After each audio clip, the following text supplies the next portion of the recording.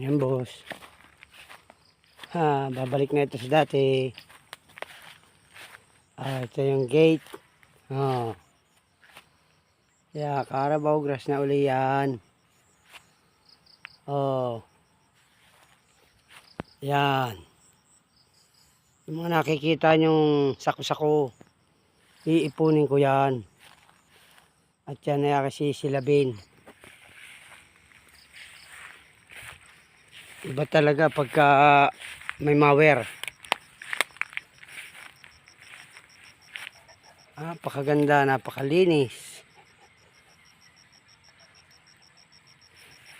Ayan.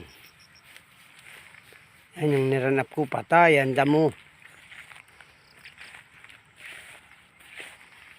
Yan, dito ang oras ay mag-11. 5 minutes before 11.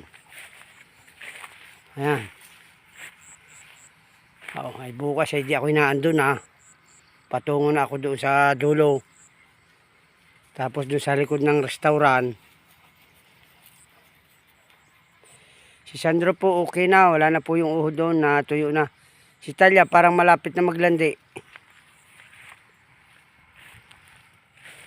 Yan, ito naman mga halaman ni ma'am, i-arrange ko na lang po ng maayos, sira na yung mga paso. Nagtumbahan yan, gawa ng bagyo. Iaayos ko po yan. Wala na natirang strawberry boss, biski isa. Ayan, dito naman ako bukas sa strawberry area, doon sa side ni Tita Ani. Ang gandang tignan, linis. Balik na ito sa dati, masarap na maglakad. Sandro, good boy.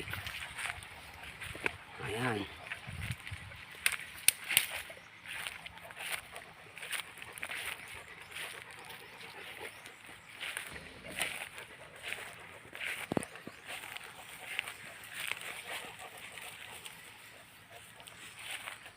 Ayun yung gate.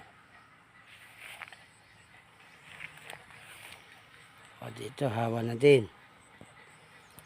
Ayun yung tractor. Dito naman ako sa area na ito. Bukas papunta doon sa nyugan ni Dimit. Yan yung bodega, malinis na. Ang restaurant, yung likod niyan ay minawer ko na niranap ko na. Mabibidyo ko rin yun kasunod. Hanggang dito na lang boss.